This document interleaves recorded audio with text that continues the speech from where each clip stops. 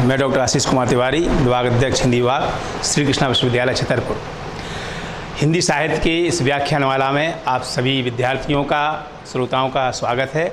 इससे पहले जो 5 व्याख्यान हमने दिए उसमें हमने हिंदी साहित्य के इतिहास, आदिकाल, भक्तिकाल, रीतिकाल, आधुनिक काल के बारे में बताया और एक व्याख्यान निबंध लेखन के बारे में दिया था।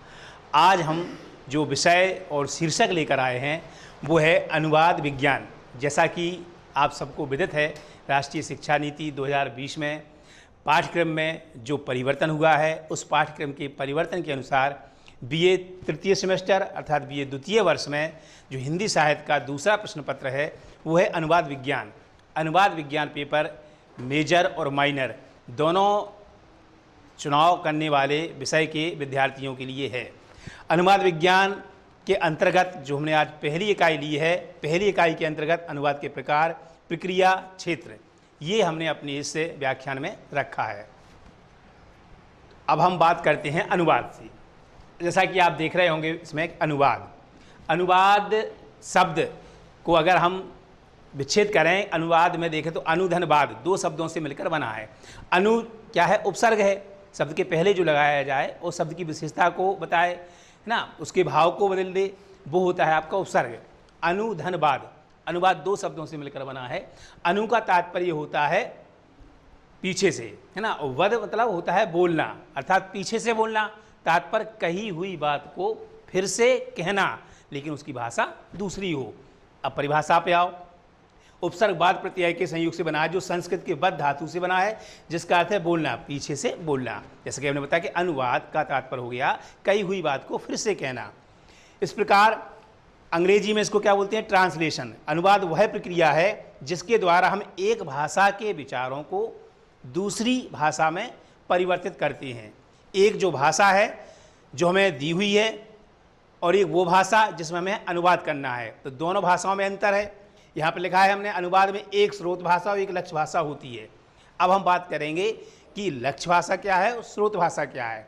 स्रोत भाषा का तात्पर्य क्या है? जो दिया हुआ है, और लक्ष्य भाषा का मतलब जो हमें प्राप्त करना है, जो हमें पाना है। स्रोत भाषा वह भाषा होती है जो अवतरण हमको जिस भाषा में दिया हुआ है। लक्ष्य भाषा वह भाषा है जिसमें हमें उसका अनुवाद करना है। राम इज रीडिंग, राम पढ़ रहा है।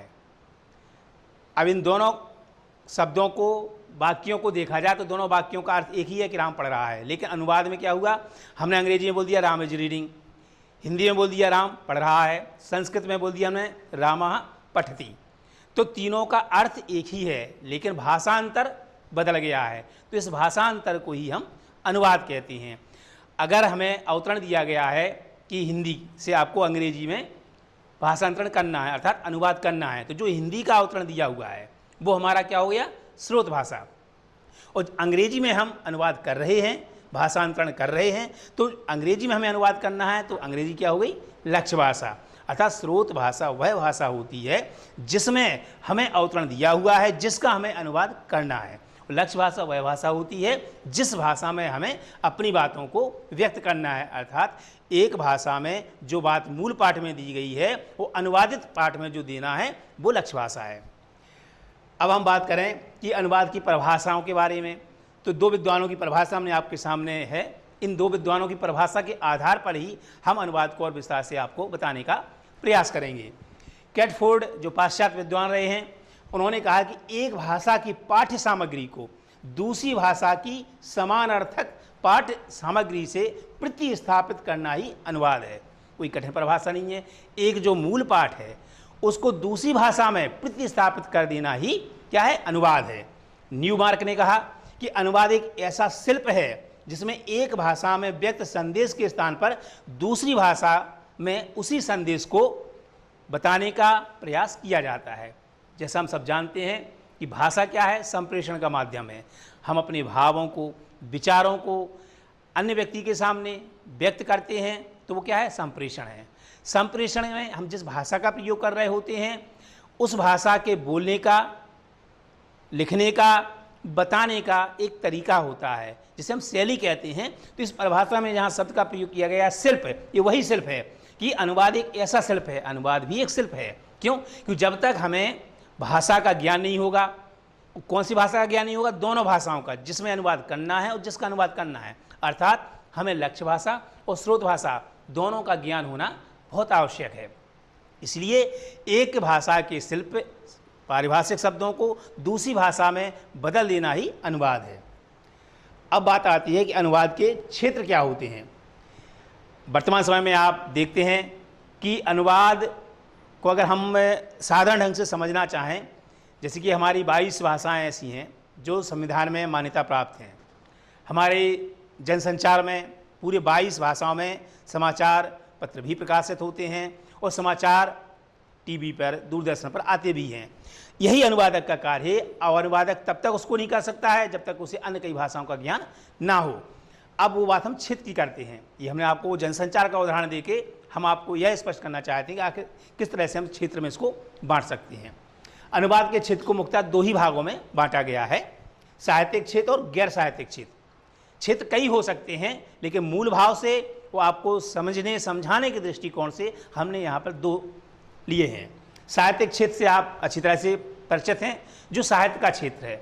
साहित्य के क्षेत्र का तात्पर्य जिसमें साहित्य का सृजन किया जाता है। साहित्य में आपकी दो विधाएं होती हैं, गद्य और पद्य। गद्य के अंतर्गत आपका कहानी, उपन्यास, नाटक, एकांकी, रिपोर्टाज, संस्मरण, डायरी, आत्मकथा, जीवनी, आलोचना, निबंध इत्यादि विधाएं आती हैं। इन सारी विधाओं को हम गद्य के अंतर रखते हैं।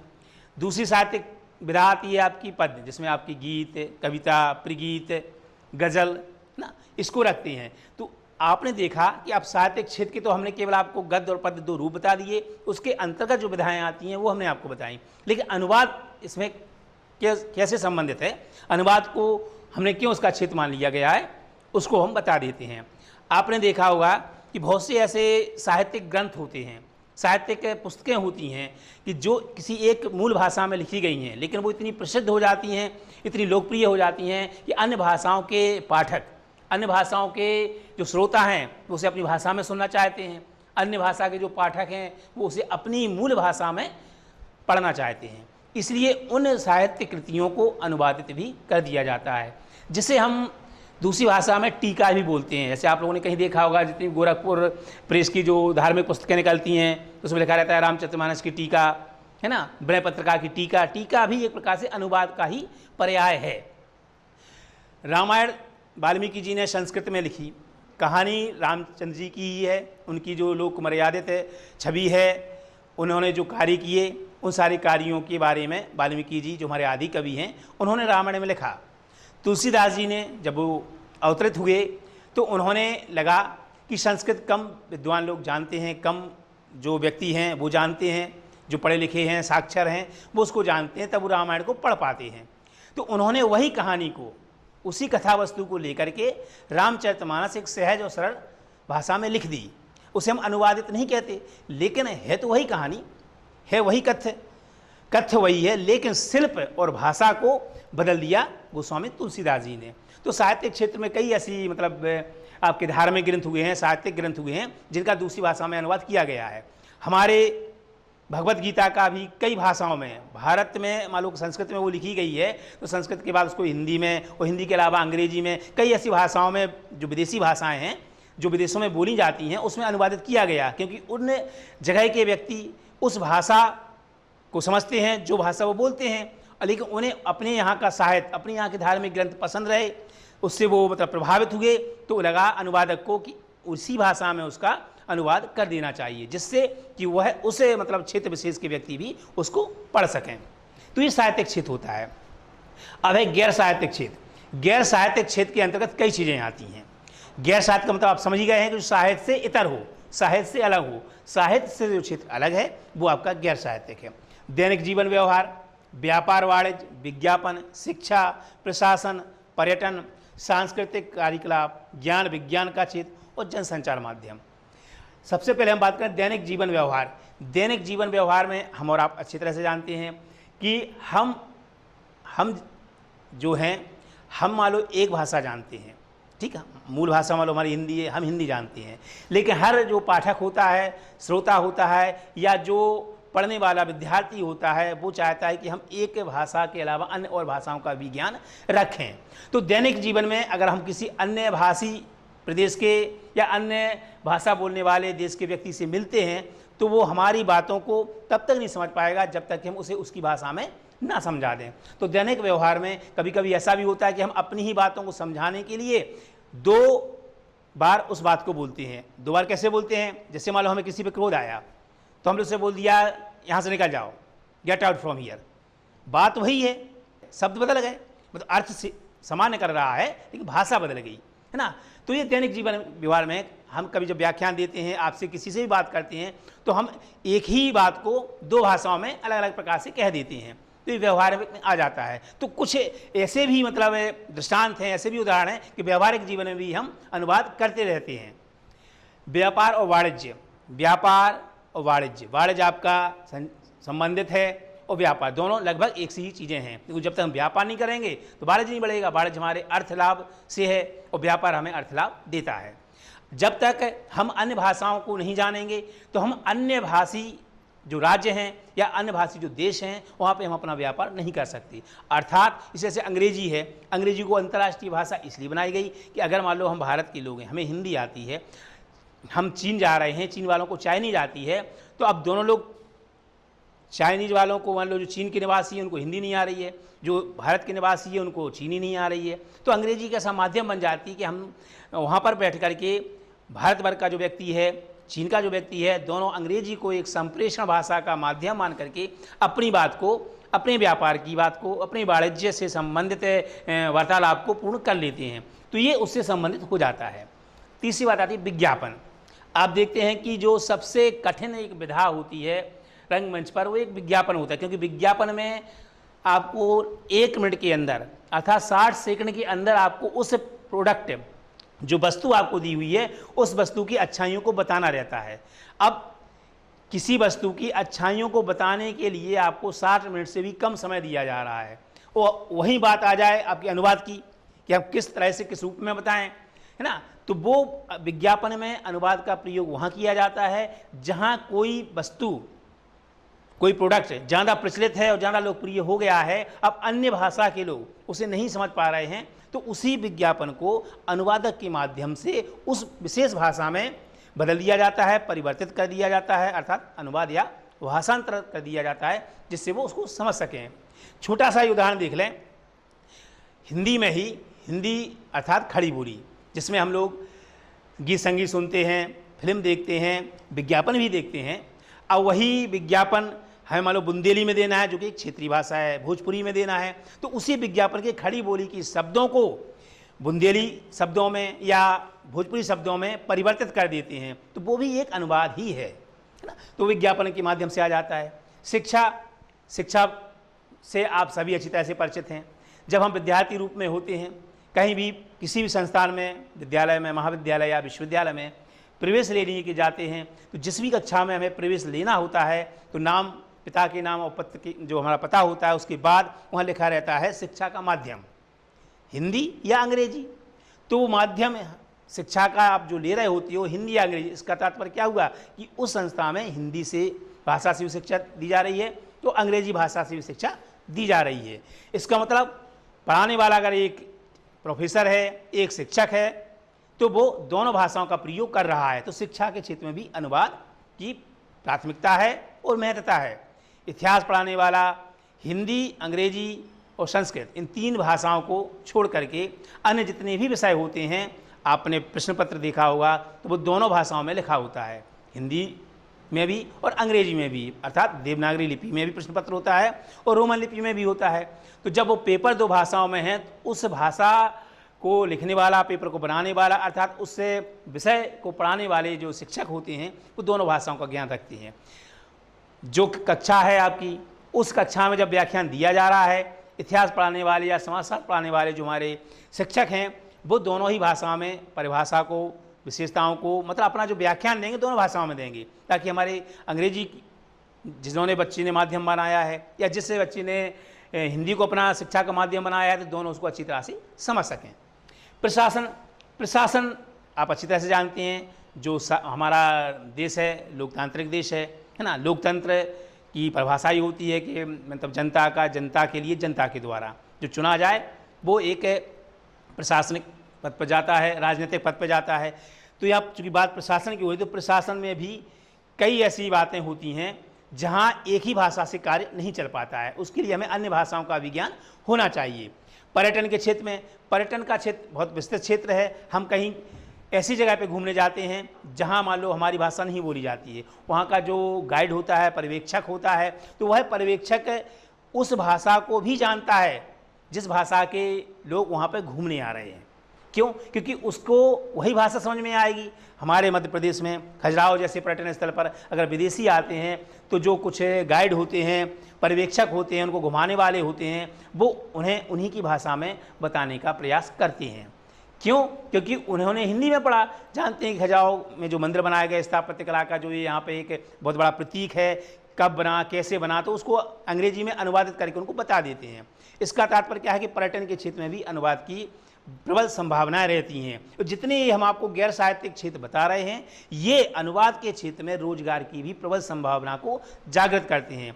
अगर विद्यार्थी के दिमाग में ये रहे, मन मस्तिष्क में ये विचार रहे कि हम हिंदी को पढ़ के या हिंदी में अनुवाद वाले प्रश्न पत्र को पढ़ के या अनुवाद सीख करके हम क्या अर्जित कर सकते हैं, क्या हमें अर्थ का लाभ मिल सकता है या हमें रोजगार मिल सकता है, तो उन विद्यार्थियों के लिए, ऐसे मतलब जानकार लोगों के लिए जिनके अंदर ये जिज्ञासा रहती है, तो यही हम बताना चाहेंगे कि इसमें भी रोजगार की प्रबल संभावना रहती है। क्योंकि जितने भी क्षेत्र हैं, हर क्षेत्र में अगर आप 2 भाषाएं जानते हैं तो आपको इन क्षेत्रों में रोजगार की संभावना मिलेगी। इसलिए क्योंकि आप 2 भाषाएं जानते हैं, 3 भाषाएं जानते हैं, आपको वहाँ पर अनुवाद करना पड़ेगा। विद्यार्थी को अपनी भाषा तक और अपने विषय तक ही सीमित नहीं रहना चाहिए, अन्य भाषाओं का और अन्य विषय का भी उसे ज्ञान या जानकारी होनी चाहिए। यही विद्यार्थी जीवन की एक पराकाष्ठा होती है, उसका एक धर्म होता है कि हम हर चीज़ को ग्रहण करें। सांस्कृतिक कार्यकलाप, ज्ञान विज्ञान का क्षेत्र, सांस्कृतिक कार्यकलाप, जितनी भी संस्कृति है, सभ्यता है, जो भी कल्चरल प्रोग्राम किए जाते हैं जिन्हें हम सांस्कृतिक कार्यक्रम कहते हैं, तो सांस्कृतिक कार्यक्रम में आप देखते होंगे कि कई प्रकार, हर मतलब कि हमारे जैसे भारत देश है, भारत देश में 30 राज्य हैं, है ना, 9 केंद्र शासित राज्य हैं, सबकी अपनी अपनी वेशभूषा है, अपने नृत्य है, अपना लोक संगीत है। तो उस लोक संगीत को सुनने के लिए भी हमें उस भाषा का या उस संगीत का ज्ञान होना जरूरी है।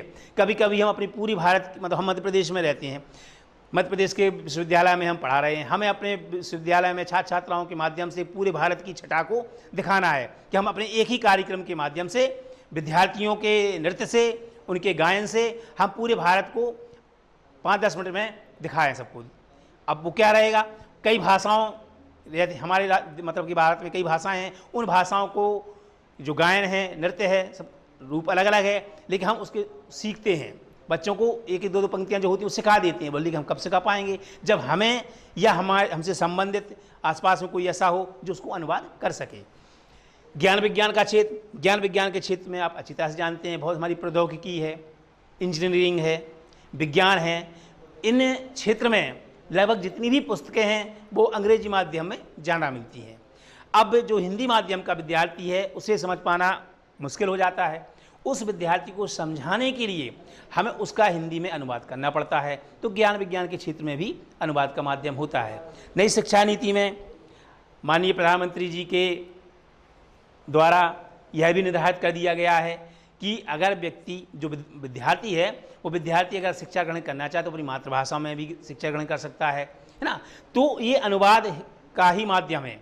जब तक हमें खड़ी बोली से, हिंदी से अंग्रेजी में अनुवाद करना, अंग्रेजी से संस्कृत में अनुवाद करना नहीं आएगा, तो हम अन्य भाषा प्रिय लोगों को उस बात को नहीं बता पाएंगे, उस भाव को व्यक्त नहीं कर पाएंगे जो हमें करना है। जनसंचार माध्यम, ये हमने सबसे पहले आपको उदाहरण देकर के समझाया था कि जनसंचार माध्यम से आप अच्छी तरह से समझ सकते हो कि जब तक मालूम 22 भाषाओं में पत्रिका निकलती हैं, 22 भाषाओं में समाचार भी बोला जाता है, समाचार आता है, तो वो जब तक हम नहीं कर सकते जब तक हमें भाषाओं का ज्ञान ना हो। अनुवाद, ठीक, अब बात करते हैं हम अनुवाद के प्रकार। अनुवाद के प्रकार दिख रहे हैं, शब्द अनुवाद, भावानुवाद, स्वतंत्र अनुवाद। इन 3 को भाषा के आधार पर, शब्दों के आधार पर, भाव के आधार पर वर्गीकृत किया गया है। मतलब शब्द, भाव, विचारों के आधार पर मुख्य रूप से अनुवाद को 3 भागों में बांटा गया है। पहला है शब्द अनुवाद। शब्द अनुवाद क्या होता है? शब्द का अनुवाद। अर्थ अनुवाद, अर्थ का अनुवाद, है ना। भाव अनुवाद, भाव का अनुवाद। स्वतंत्र अनुवाद, इसे हम छाया अनुवाद भी कहते हैं, मतलब स्वतंत्र अनुवाद, स्वतंत्र हैं आप। छाया अनुवाद। बात करें शब्द अनुवाद। शब्द अनुवाद कैसे होता है? छोटा सा उदाहरण हम आपको समझाएं।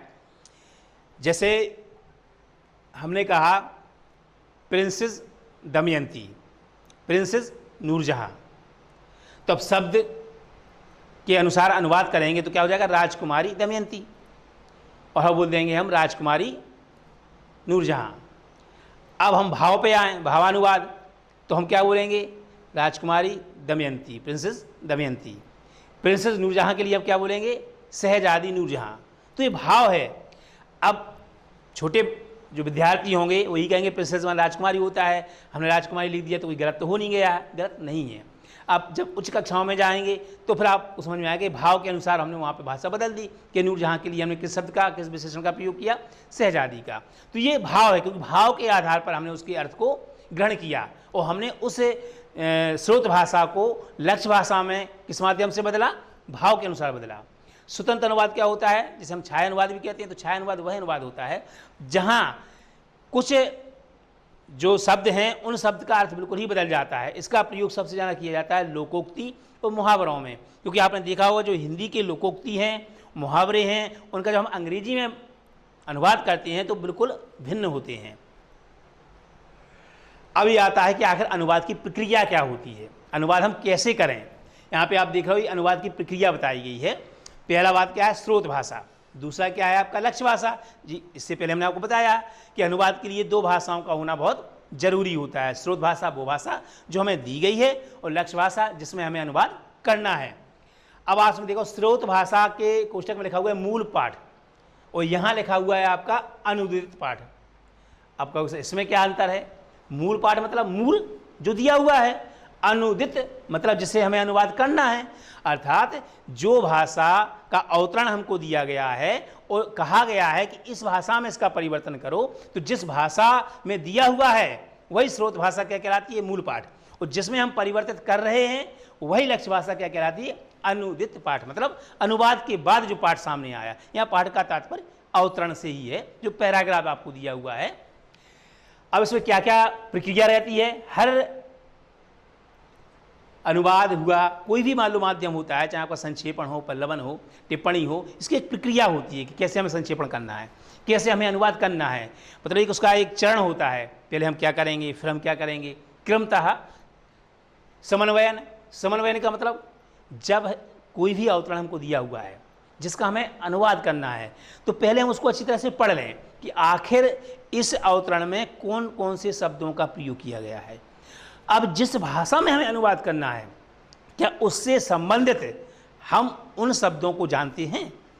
हमें उन शब्दों का चुनाव भी तो करना पड़ेगा कि अगर यहाँ पर लिखा हुआ है ना कि एक बार एक राजा था, तो हमें मालूम भी तो होना चाहिए कि वंश टाइम एक किंग है ना।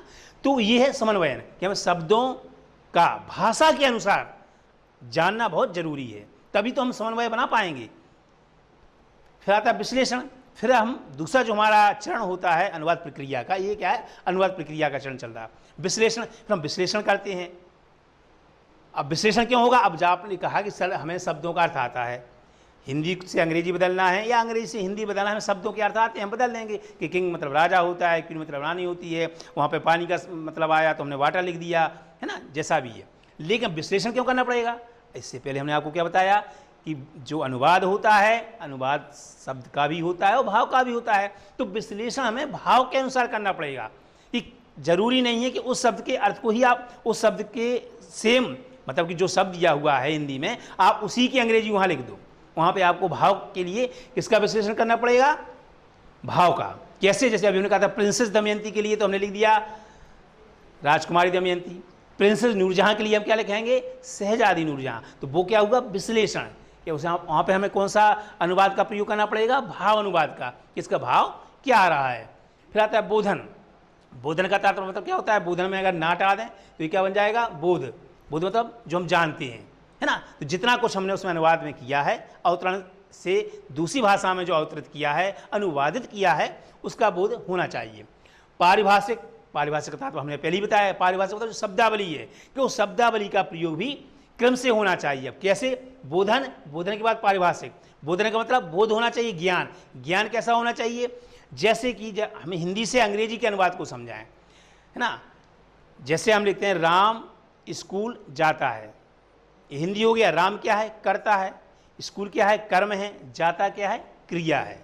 बोध की बात कर रहे हैं हम कि बोध वाला जो चरण है उसमें हमें क्या करना है। अब अंग्रेजी में हम क्या करते हैं?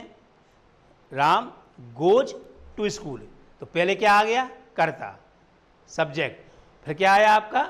गोज मतलब क्रिया, वर्ब, फिर आया स्कूल मतलब आपका कर्ता, है ना, जिसे प्रेडिकेट बोल देते हैं, ऑब्जेक्ट, है ना। तो बदला कि नहीं बदला? हिंदी में क्या प्रक्रिया चल रही थी? राम स्कूल जाता है मतलब कर्ता, कर्म, क्रिया।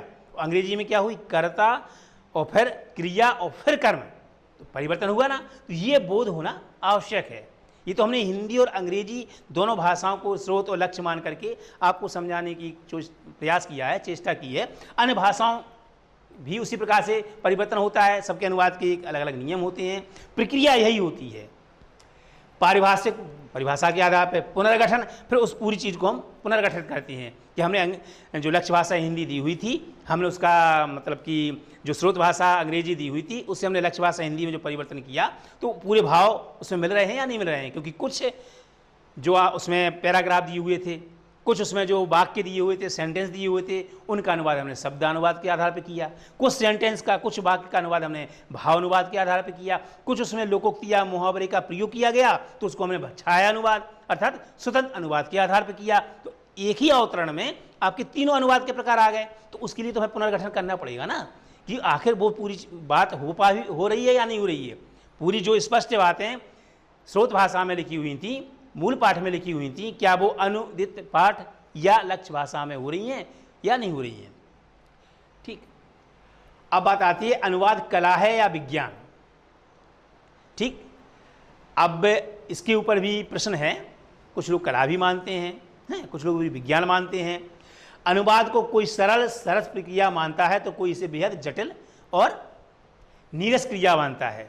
जहाँ सहज सरल होगी वहाँ कला होगी, जहाँ जटिल प्रक्रिया होगी नीरसता होगी, जहाँ वैज्ञानिकता होगी तो वहाँ पे क्या हो जाएगी? विज्ञान हो जाएगी।